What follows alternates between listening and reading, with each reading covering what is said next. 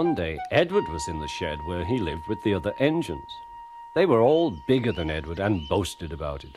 "The driver won't choose you again," said Gordon. "He wants strong engines like us." But the driver and fireman felt sorry for Edward. "Would you like to come out today?" "Oh, yes, please," said Edward. So they lit his fire, made lots of steam, and Edward puffed away. The other engines were very cross at being left behind.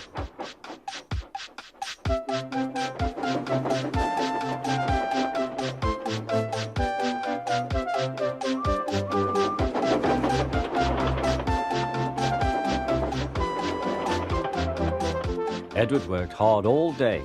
The coaches thought he was very kind, and the driver was very pleased.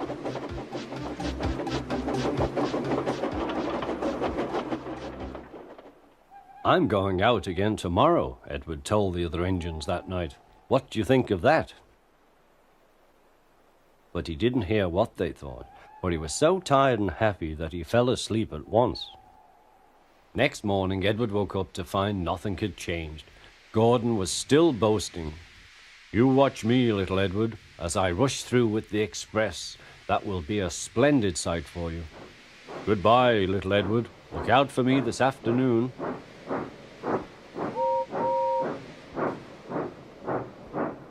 Edward went off to do some shunting. Edward liked shunting. It was fun playing with trucks.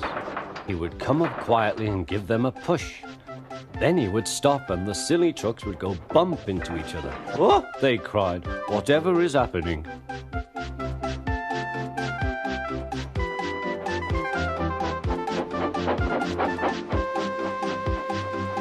Edward played till there were no more trucks. Then he stopped to rest. Presently he heard a whistle. Gordon was very cross. Instead of nice shining coaches, he was pulling a lot of very dirty trucks. "A goods train, a goods train, a goods train," he grumbled. "The shame of it, the shame of it, oh, the shame of it." Edward laughed and went to find some more trucks. Then there was trouble. "Gordon can't get up the hill," the porter called to Edward's driver. "Will you take Edward and push him, please?" They found Gordon halfway up and very cross. His driver and fireman were talking to him severely. "You're not trying." "I can't do it," said Gordon. "The noisy trucks hold an engine back so." Edward's driver came up. "We've come to push." "No use at all," said Gordon.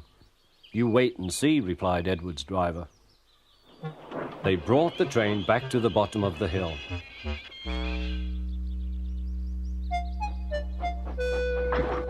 "I'm ready," said Edward. "No good," grumbled Gordon.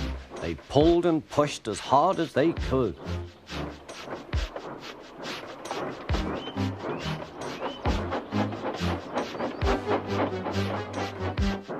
"I can't do it, I can't do it, I can't do it," puffed Gordon.